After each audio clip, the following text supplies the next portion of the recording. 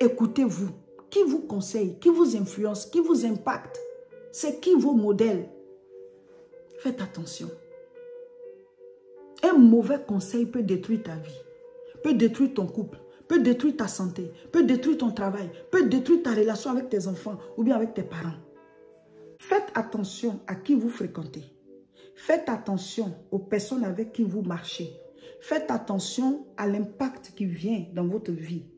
Faites attention à l'impact que vous recevez dans votre vie. Faites attention à qui vous influence.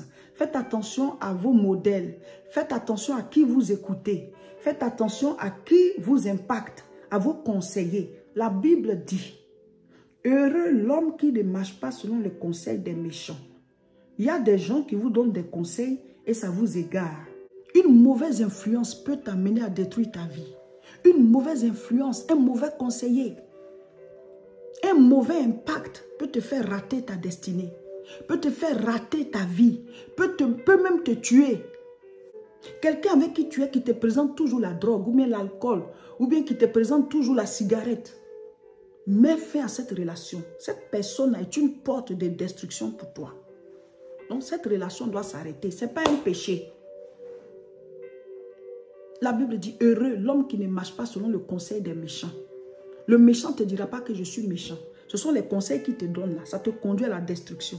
On te pousse à faire le mal. On dit, il faut faire ça, c'est rien. Ça, les gens le font maintenant. Hein, mais de toute façon. Et puis toi, tu es en train d'écouter ça. Vous écoutez qui?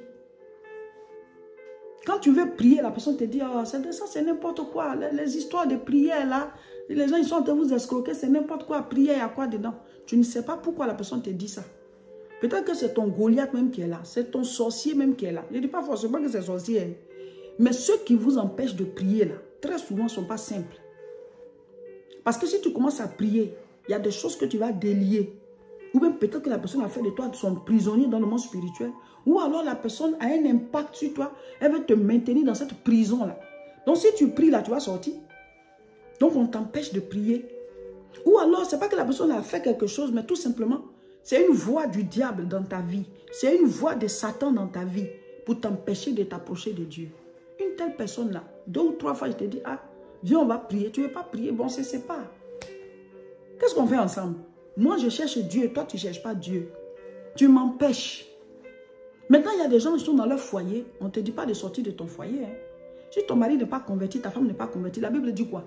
Par notre comportement, on va les emmener à se convertir. Il n'a pas dit de partir.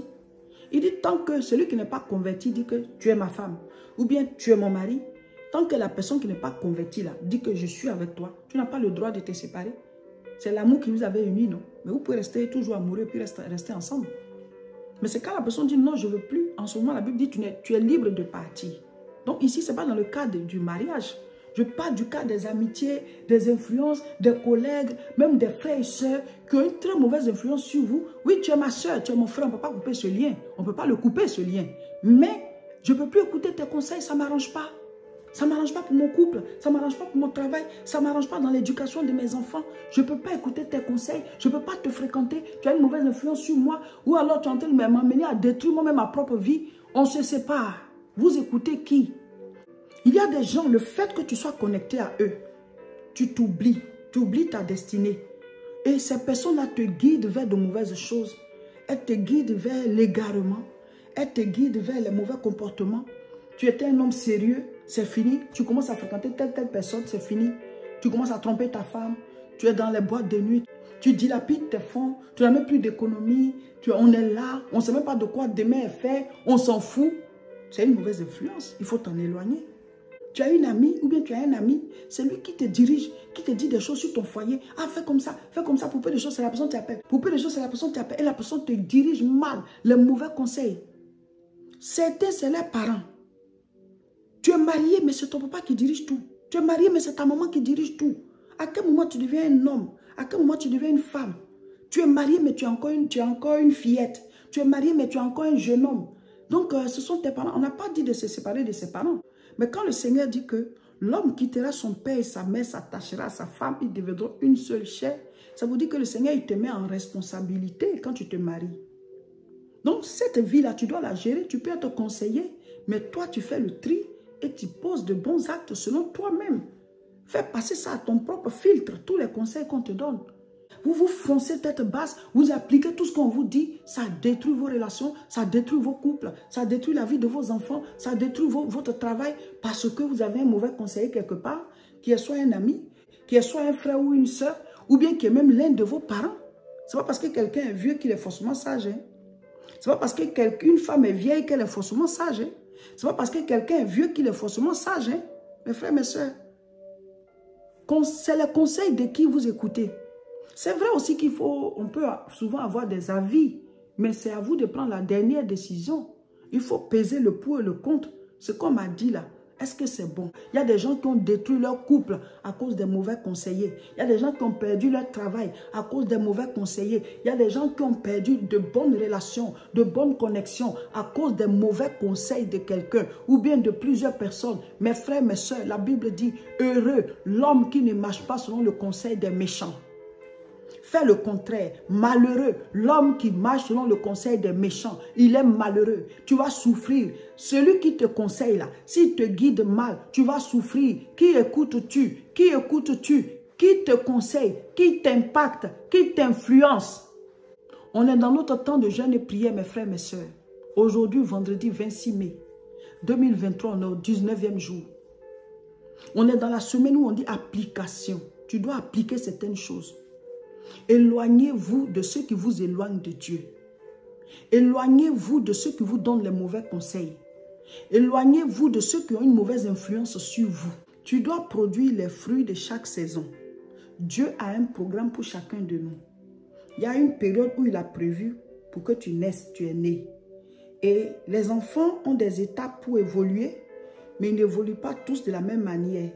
On peut dire à 3 mois, l'enfant s'assoit. D'autres peuvent s'asseoir juste avant ça. D'autres peuvent s'asseoir à 4 mois. On peut dire à tel nombre de mois, l'enfant marche. Il y en a qui vont marcher avant ça. Après ça, chacun a son rythme, à moins que l'enfant soit malade ou bien qu'il y ait eu quelque chose qui l'empêche de suivre ces étapes-là.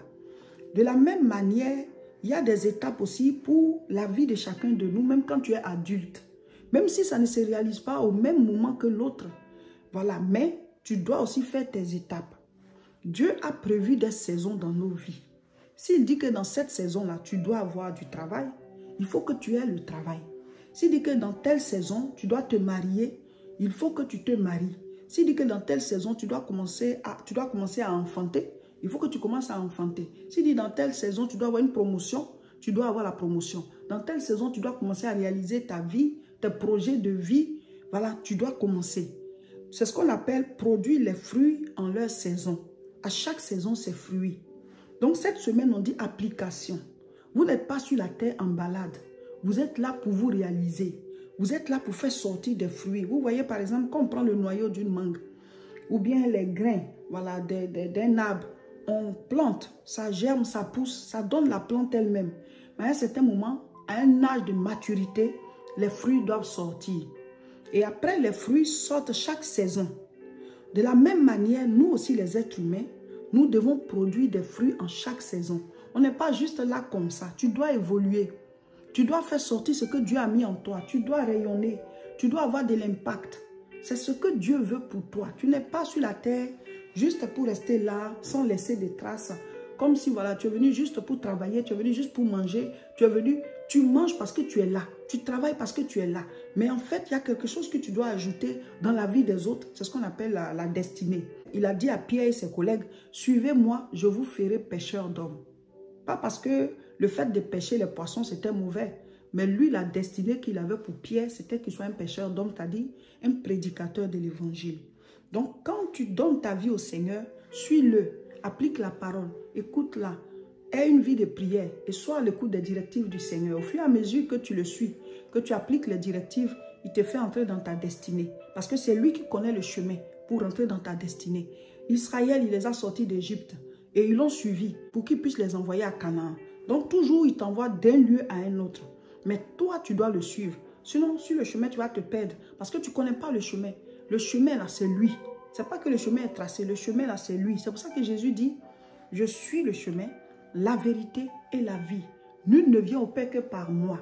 Pour trouver le Père, le chemin, là, c'est Jésus. Quand tu as trouvé Jésus, c'est lui le chemin. Ce n'est pas que le chemin est tracé.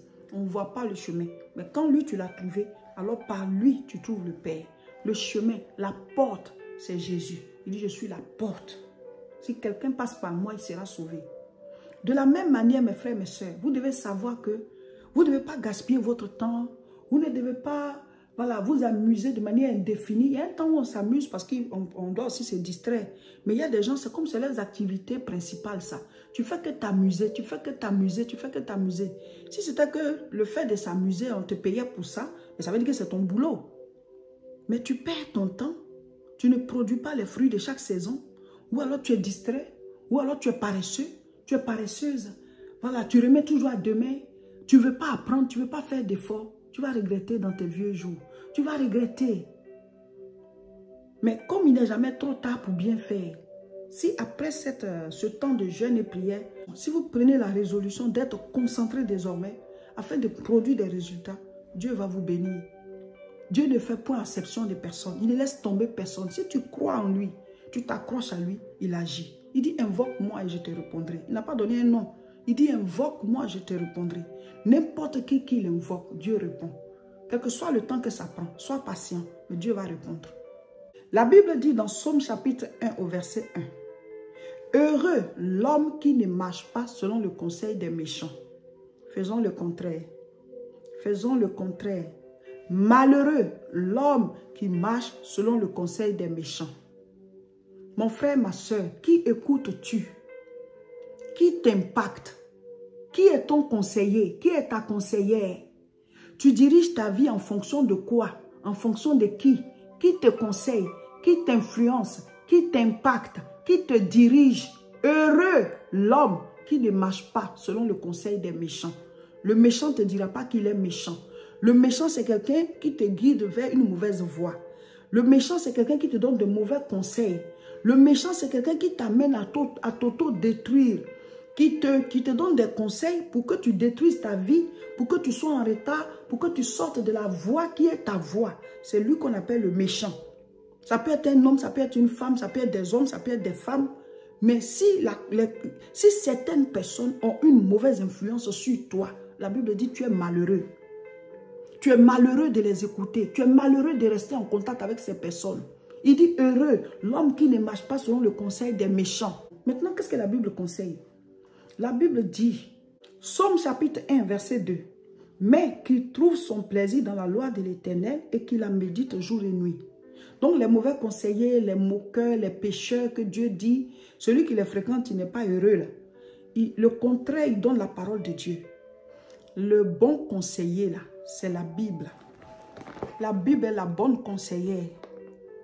Trouvez votre plaisir dans la loi de l'Éternel. Lisez la Bible tous les jours. Écoutez les enseignements et agissez selon ce que la Bible dit. Quand il y a une situation, dis au Seigneur, parle-moi. Comment veux-tu que je réagisse? Qu'est-ce que je dois faire? Il est mieux d'écouter les conseils de Dieu et de marcher selon ce que la Bible dit afin de réussir, mes frères, mes sœurs. Si tu médites la parole de Dieu tous les jours, tu pries, tu agis, tu pries, tu agis, tu pries, tu agis, c'est-à-dire tu appliques, tu vas produire les fruits de chaque saison. Parce que tous les domaines de nos vies, là, il y a des paroles dans la Bible qui répondent à ça. Si tu n'as pas encore trouvé là, quand tu pries, tu dis au Seigneur, pour cette situation-là, parle-moi. Dieu va te donner les directives, même si ce n'est pas écrit, mais Dieu va te guider. Trouvez votre plaisir dans la loi de l'Éternel. On n'a pas dit de ne pas avoir d'amis, on n'a pas dit de ne pas demander conseil autour de nous, hein. Mais vous devez faire passer tous les conseils à votre propre filtre, c'est-à-dire, c'est vous qui devez prendre la bonne décision. Ne vous laissez pas pousser, et puis vous avez posé un mauvais acte, vous savez que c'est sur le conseil de quelqu'un, et vous partez encore écouter la personne pour encore poser un autre mauvais acte, et au fur et à mesure, vous êtes en train de descendre, c'est ça. Heureux l'homme qui ne marche pas selon le conseil des méchants, qui ne s'arrête pas sur la voie des pécheurs, et qui ne s'assied pas en compagnie des moqueurs, mais qui trouve son plaisir dans la loi de l'Éternel, et qui la médite jour et nuit. Il est comme un arbre planté près d'un courant d'eau, qui donne son fruit en sa saison, et dont le feuillage ne se flétrit point. Tout ce qu'il fait, lui, réussit. Alléluia. Oh, mes frères, mes sœurs, la parole de Dieu est puissante. Dans la parole, il y a la vie.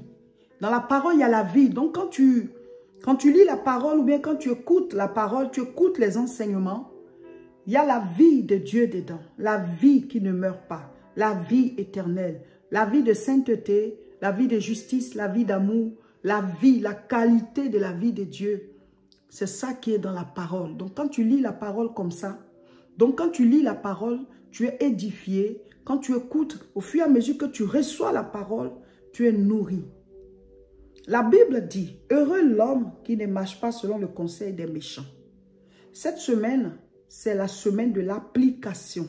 Nous sommes à la dernière semaine de notre temps de jeûne et prière. Et nous devons appliquer ce que la parole de Dieu dit. Si nous voulons avoir des résultats, si nous voulons percer, si nous voulons accomplir notre destinée, nous devons appliquer la parole. Nous devons appliquer certaines règles de vie. Nous devons appliquer certaines consignes. Nous devons appliquer certaines directives du Seigneur. On a dit qu'il y a la loi qui est écrite. Il y a la loi de la parole pour tout le monde. Et il y a aussi des directives personnelles que le Seigneur te donne. Il peut te séparer de certaines personnes. Il peut te donner certaines consignes et tout. Et cette semaine, nous parlons de manière concrète l'application. Alors, le Seigneur dit, heureux l'homme qui ne marche pas selon le conseil des méchants. Mes frères, mes sœurs, selon le conseil de qui marchez-vous? Qui est-ce que vous écoutez? Qui vous impacte? Qui vous influence? Qui écoutez-vous? La Bible dit, soit tu es heureux, soit tu es malheureux. Si tu marches selon le conseil des méchants, tu seras malheureux. Ça dit que tu vas rencontrer l'échec, tu vas rencontrer des problèmes. Qui t'influence? Qui t'impacte? Vous écoutez qui? C'est qui vos conseillers? C'est très important dans la vie. Parce que l'acte que tu vas poser dépend de la résolution que tu as prise, dépend de la décision que tu as prise. L'acte que tu poses dépend de la résolution que tu as prise, dépend de la décision que tu as prise, dépend de ce que tu as décidé. Et ce que tu décides, ou bien la résolution que tu prends, ou bien la décision, voilà, dépend des conseils que tu as reçus, dépend de ce qui est entré en toi. Donc c'est très important ce que vous fréquentez. Il dit qu'il ne s'arrête pas sur la voie des pécheurs. Il y a des choses que Dieu vous dit de ne pas faire. Certaines personnes vous poussent à le faire et vous fréquentez toujours les personnes là. Toi-même tu sais que l'alcool n'est pas bien pour toi. Et il y a quelqu'un qui tout le temps te pousse à prendre l'alcool, mais tu fréquentes la personne là. Mets fin à cette relation, ça va te détruire. Éloignez-vous de ceux qui vous éloignent des lois de la parole. Quand toi, tu veux t'accrocher à Dieu, tu veux prier, et puis la personne te dit, oh, ça c'est quoi? C'est n'importe quoi. Tu perds ton temps. Cette personne-là, il faut t'en éloigner. C'est la voix du diable dans ta vie. C'est la voix du diable. La Bible dit, Psaume chapitre 1, verset 1, heureux l'homme qui ne marche pas selon le conseil des méchants. Toi, tu veux chercher Dieu. La personne, chaque fois, t'empêche. Elle ne veut pas. Elle se moque de toi. Mais chacun, on se sépare parce que moi, ça m'intéresse de chercher Dieu. Chacun a sa vie. Ce qui me poursuit là, moi, je sais. Donc, je ne peux pas t'écouter. Je ne veux pas laisser cette voix-là. Chaque fois, me décourager dans ma foi. On se sépare. Se séparer, ce n'est pas un péché. Tu lui as rien fait de mal. Seulement, on est sur la terre. On peut choisir avec qui on veut marcher. Même quand vous êtes dans une salle de classe, à la récréation, c'est par affinité. Tu ne peux pas être ami avec quelqu'un avec qui ça ne passe pas. Donc, ça ne marche pas, ça ne marche pas. Ce n'est pas un péché. Même Dieu lui-même, ses amis, il les choisit. Il y a des conditions qu'il faut remplir pour être ami de Dieu. On est tous ses créatures, mais ce n'est pas tout le monde qui est ses amis. Tout le monde n'est pas ami de Dieu. Il y a des conditions. Et toi, tout le monde est tes amis. Des gens qui sont en train de t'égarer. Vous voulez produire des fruits de chaque saison. Il y a des règles de vie, il y a des directives. Faites de l'ordre autour de vous. Mettez de l'ordre dans vos affaires, dans vos relations, dans vos fréquentations. Il y a des gens de qui vous devez vous séparer. Il y a des comportements qu'il faut arrêter. Il y a des lieux que vous ne devez plus fréquenter. Dieu va vous donner une certaine forme. Prenez les résolutions, appliquez-les, appliquez-les. Vous allez produire les fruits de chaque saison. Tu pries, tu agis. Tu pries, tu écoutes la voix de Dieu, tu appliques. Tu pries, tu agis. Voilà, chers frères et sœurs, nous sommes dans la semaine de l'application. Nous sommes à 2 jours de la fin de notre temps de jeûne et prière. Le Seigneur est en train de nous donner des recommandations claires, les directives. On a dit que ce n'est pas forcément quelque chose qui est écrit dans la parole de Dieu, mais le Seigneur peut te parler à toi pour que tu puisses savoir que ça, là, moi, je ne dois plus le faire. Ou alors, voici ce que je dois faire. Ça dit, ce n'est pas une loi pour tout le monde, mais ça peut être personnellement pour toi. Amen. Aujourd'hui, on dit, pour que tu puisses produire le fruit de chaque saison, là, il est mieux d'évoluer avec la parole de Dieu et les bonnes conseillères que d'écouter les mauvais conseils. On n'a pas dit de ne pas avoir d'amis non plus ou de ne pas écouter les conseils. On peut en avoir, mais nous devons prendre la bonne décision. Après tous ces conseils, c'est à nous, voilà, de prendre la bonne décision pour ne pas se laisser guider dans le mauvais sens et détruire ce que Dieu bâtit dans nos vies. Amen. N'oubliez pas de faire vos 2 séances de prière. Aujourd'hui, nous lisons Luc chapitre 19. Mettez en commentaire ce que vous avez compris. Le jeûne va bientôt finir. L'évangile de Luc ne sera pas encore fini. On finit le jeûne, mais vous continuez de lire jusqu'à finir l'évangile de Luc. Alléluia. Hier, on a enseigné sur le donner. Le mystère du donner. C'est le mystère du donner qui déclenche le recevoir.